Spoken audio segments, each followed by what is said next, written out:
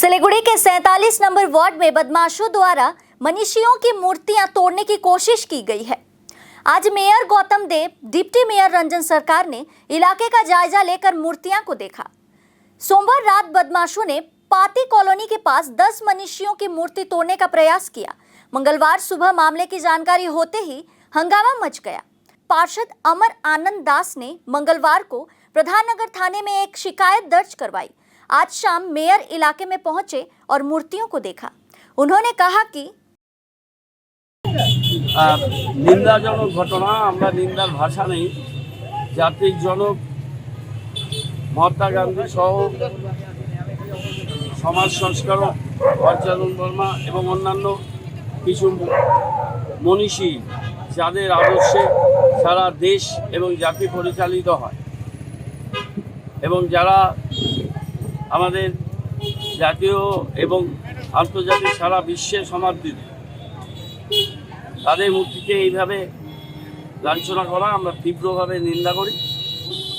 FIR করা হয়েছে। আমরা আজকে কমিশনার অফ পুলিশকেও কর্পোরেশন থেকে ওই কাউন্সিলর যে এফআইআর করেছে অমরানন্দ, তার রেফারেন্স দিয়ে আমরা কমিশনারকেও ডিটেল ব্যাপারটা জানিয়েছি। খুব দ্রুত দোষীদের চিহ্নিতকরণ এবং শাস্তি, এটা আমরা তদন্ত করে শাস্তি দেওয়ার, তাদের চিহ্নিত করার জন্য পুলিশকে অনুরোধ করা হয়েছে এবং আমরা এইখানে এবং শিলিগুড়ি যেখানে আমাদের মনীষীদের মূর্তিগুলো আছে, আমরা খুব দ্রুত সেখানে সিসি ক্যামেরা লাগিয়ে সেটাকে প্রপারলি মনিটর করা, সেই ব্যবস্থাটা আমরা করছি যাতে আমাদের শিলিগুড়ি শহরের কোথাও কোনো মনীষীর মূর্তি অসুরক্ষিত না থাকে। এই ধরনের ঘটনা অতীতে খুব একটা শিলিগুড়িতে হয়েছে বলে আমার জানা নেই। 2-4 বার হয়েছে, একেবারে হয়নি তা নয়, কিন্তু যারা এই ধরনের ঘটনা ঘটিয়ে থাকে তীব্র ভাষায় নিন্দা করি এবং সারা শিলিগুড়ির মানুষ এবং এখানে যারা অধিবাসী তাদেরও বলব যে সবাই এই ঘটনার প্রতিবাদে এগিয়ে আসা উচিত এবং তারাও সচেতন থাকবে।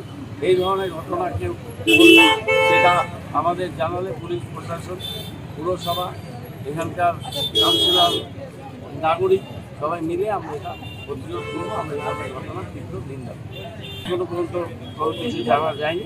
আমরা যোগাযোগ করছি আমাদের আধিকারিকরা কমিশনারের কাছে চিঠি পাঠিয়ে দেবো।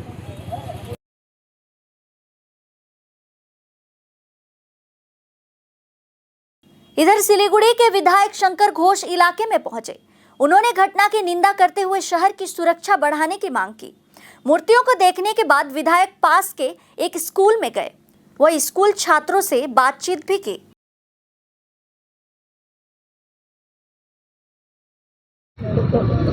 দেখুন, যে রাজ্যে লাইব্রেরি পোড়ানো হয়, যে রাজ্যে রক্তদান শিবিরে আক্রমণ চালানো হয়, সেই রাজ্যে মনীষীরা সম্মান পাবে এটা আশা করাটা মনে হয় একটু দুরাশা হয়ে যাচ্ছে। যে রাজ্যে ছাত্র সংসদের বা কলেজের সাংস্কৃতিক অনুষ্ঠানে যে চটুল নৃত্য হতে শুরু করে, যেগুলো আমরা সমাজ মাধ্যমে দেখি, শুধু ভাবি যে আমাদের শাসক দলের রাজনৈতিক রুচির কারণে আজকে কোন জায়গায় আমরা পৌঁছেছি এবং তার প্রতিফলন ঘটছে কিন্তু এই মনীষীদের ওপরে এই ধরনের নোংরামো করা। কারণ পশ্চিমবঙ্গে কোনো আইনের শাসন যদি থাকতো তাহলে আমি অন্তত ব্যক্তিগতভাবে মনে করি না যে মনীষীদের গায়ে হাত দেওয়ার মতন কেউ দুঃসাহস দেখাতো। আজকের দিনে দাঁড়িয়ে আপনারা জানেন আমাদের এই শিলিগুড়িতে সূর্য সেন পার্ক থেকে মূর্তি তুলে নেওয়া হলো।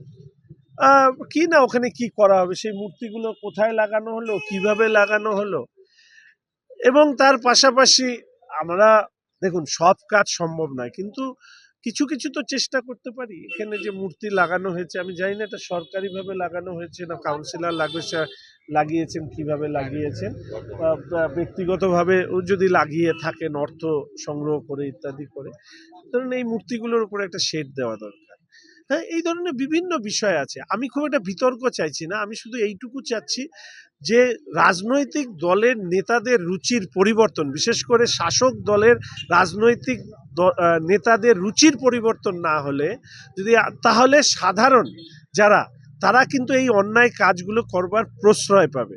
দেখবেন যদি আপনি দেখেন যে কেউ হয়তো কি বলে ওই যে রাত্রেবেলা যে নাচ টাচ করতে যায়, ওইখানে গিয়ে তার ছবি বেরোচ্ছে, বলছে নেতাই যদি এরকম হয় তাহলে আমরা কেন হব না। নেতা যদি দুর্নীতি করে, দুষ্কৃতির মতন আচরণ করে, নেতারাই যদি মানে বড় বড় রংবাজ হয়ে ওঠে, তাহলে যাদের হাতে শিক্ষার বা যাদের মস্তিষ্কে শিক্ষার আলো সঠিকভাবে পৌঁছয়নি তারা করতেই পারে। তবে আশা রাখি মেয়র সাহেব নিশ্চিতভাবে এই ব্যাপারে উদ্যোগ নিয়ে এর তদন্ত করবেন। আরেকটা গুরুত্বপূর্ণ প্রশ্ন আপনাদের মাধ্যমে রাখতে চাই, যদি আপনারা দেখান, সেটা হচ্ছে আমি কিছুদিন আগে বলেছিলাম আমাদের শিলিগুড়ি শহরের সিসিটিভি ক্যামেরাগুলো খারাপ হয়ে আছে, কিন্তু কেউ দেখিয়েছেন, বেশিরভাগই দেখাননি। আমি পুলিশ কমিশনারকেও বলেছিলাম, আচ্ছা এইখানে পুরো এই অঞ্চলের অত্যন্ত গুরুত্বপূর্ণ জায়গা, তাহলে এই প্রশ্ন কেন উঠবে না যে এখানে কোথাও সিসিটিভি নেই? যদি থাকে তাহলে এইগুলো কারা করেছে সেটা জানা যাবে, আর যদি না থাকে তাহলে কেন এখানে নেই? এত টাকা খরচা করে যদি এটা লাগানো হয়ে থাকে, তাহলে সেই জায়গায় যদি সিসিটিভি ইনস্টলেশন, আমি জানি না এখানে কারো সিসিটিভি ক্যামেরা লাগানো আছে কিনা, যদি থাকে তাহলে দুষ্কৃতীদেরকে ধরে একটা শাস্তি দিলে অন্তত অন্য লোকরা ভয় পাবে। আর শিলিগুড়ির মানুষের কাছে আমি বলবো যে আমাদের শহরটাকে পরিচ্ছন্ন রাখতে আমাদের সবাইকে এগিয়ে আসতে হবে। সেখানে রাজনৈতিক রং দেখে লাভ নেই, বরঞ্চ রুচির পুনরুদ্ধার করবার জন্য আমাদের এগোতে হবে।